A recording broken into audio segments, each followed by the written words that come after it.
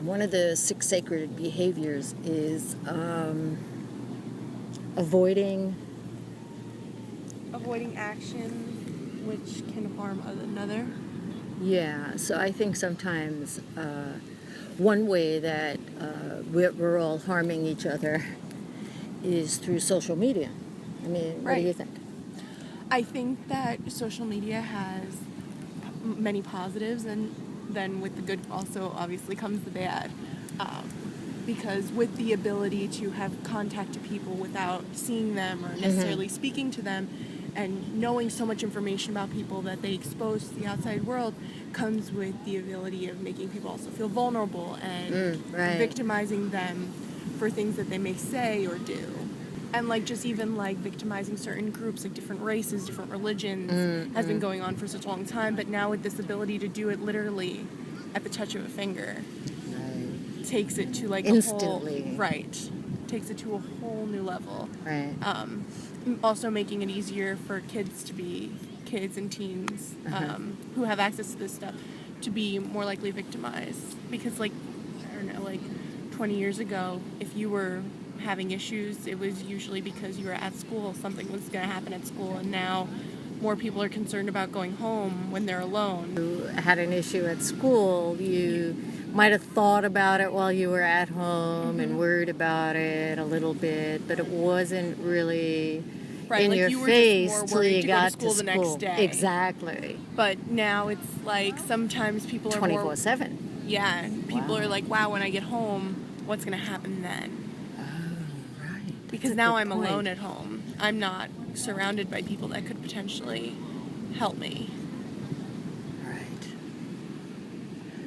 Because the potential of people helping you at school is greater than at home because you're with your peers and you're expressing yourself. So there's and there's always an adult or someone that could mediate. There's no one on social media that's necessarily vouching for you. Well, I'm also thinking your parents. Right. So, but maybe they're not so comfortable. Right. Okay. So there's the communication of getting support from your family as well. That maybe... And there's also a lot less with all this new technology, communication between parent to child either goes in one direction and is completely so much stronger or is completely lost. There is no like you are forced to speak or forced to do anything the way you once were. Huh. I like that. That's a good point. So if we were avoiding harming others, sometimes I think people are thinking that if they do a blast of some information that they feel hurt, they put out a blast to others so people can be in supportive of their hurt. Sometimes it could be a good thing if they're really in trouble. Right. Do you think? Or is that still not a great way to do that? It's still not a great way to do that because when you're hurt, you take things,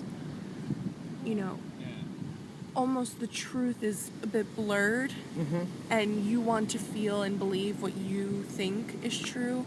And though someone may have hurt you, all the potential things that you could say in the moments of hurt in return could completely end up victimizing the other person, making it because the reaction is the main thing in any situation, whether it's a good situation or it's a bad situation. The only way we can really change anything coming forward is in how we respond to things, because what's happening at the moment is coming from something that was already done, right?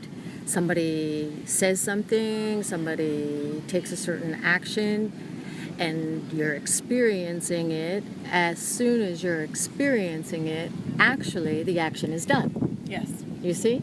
Exactly. And the response is going to be very important because the response will either have that like event go on and on and on, where if you respond in a certain way, then you cut it. You can stop it. And with things like the media, I mean, something you post, you may delete it. But with things like screenshotting and all this kind of stuff, it is never truly gone. Right, to screen. Like, someone has a picture of it, someone sent it to someone else, and now all of a sudden... Your conversation is out there. Right. And something that you post, though it may have become deleted when you decided that you no longer felt that way, your words are forever out there. Well, in the stream of mind, right? Once you say something and once you do something, it actually is recorded in your own mind. Anyway, we call it a seed that's planted.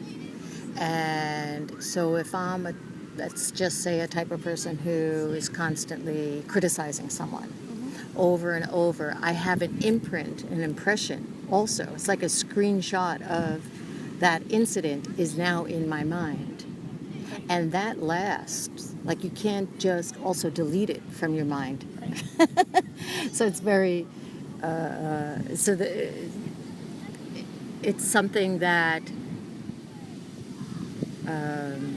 so how would we, if one could even acknowledge how, even if you delete it from the phone or the computer or from the Facebook, however you put it out there, it's still going to be in your mind stream. So I think once we understand even that,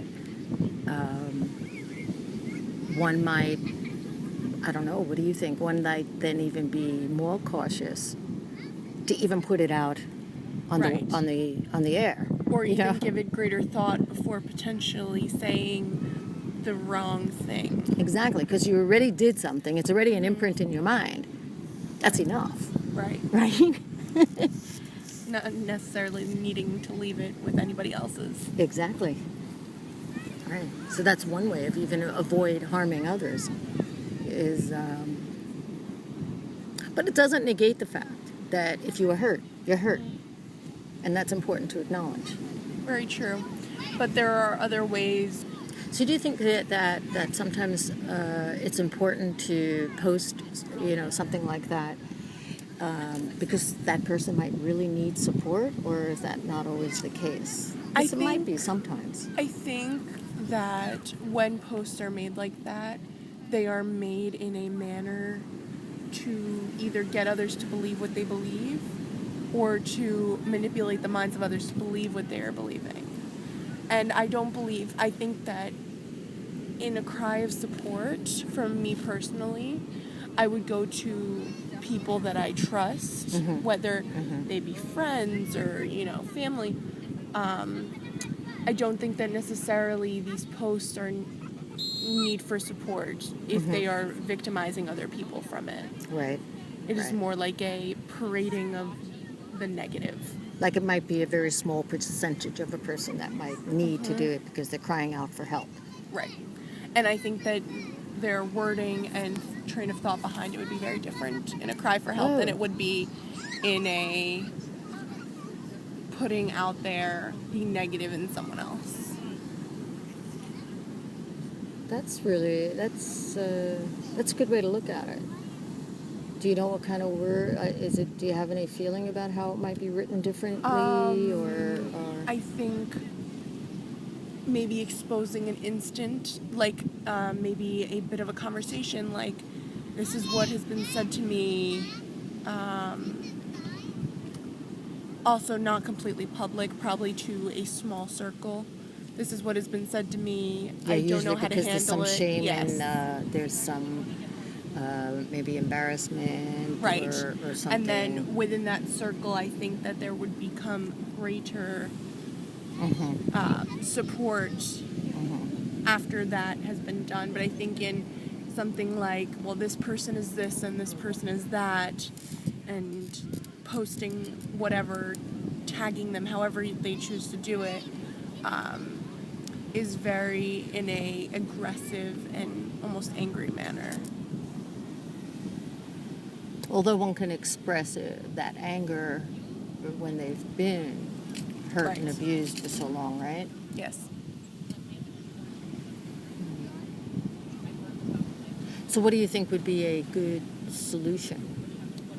I think a good solution would be finding a way to cope with things. So that would tap us into patience, Right. which is, developing patience in order to stay calm when people and events have the potential to upset us. And it's kind of also then identifying those little triggers that happen, Right. because we tend to all have our own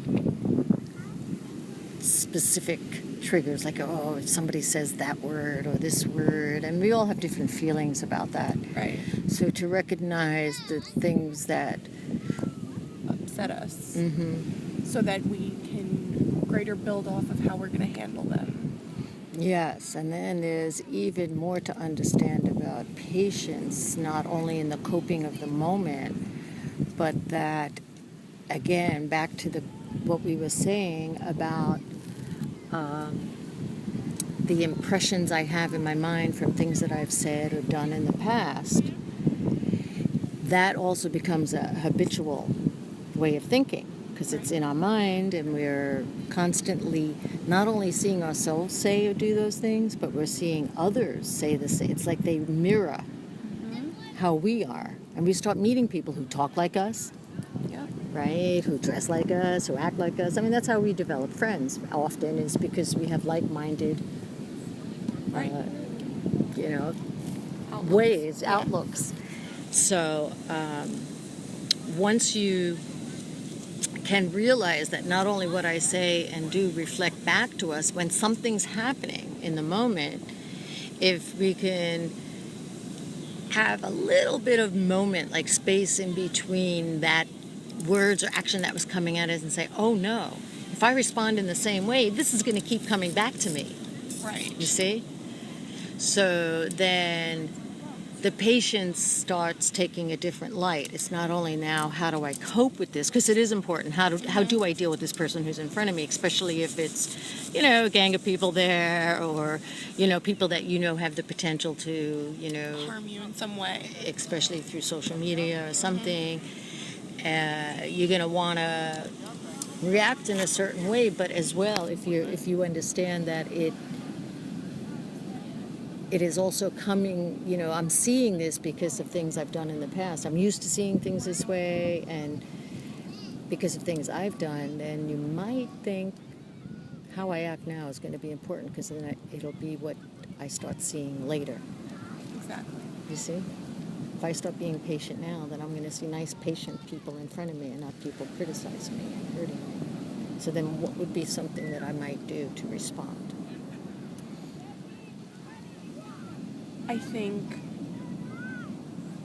understanding what people bring to you allows you to greater understand yourself, which is very difficult sometimes because we're so quick to jump on other things that people do, but so often it is so much harder to see when we are doing something, or when we act in a certain way when we hear something. And I think greater understanding a way for all to be able to cope and understand would give us more openness and more room for almost having a greater outcome and potential in handling situations and in responses to situations we may not like, and even in good situations,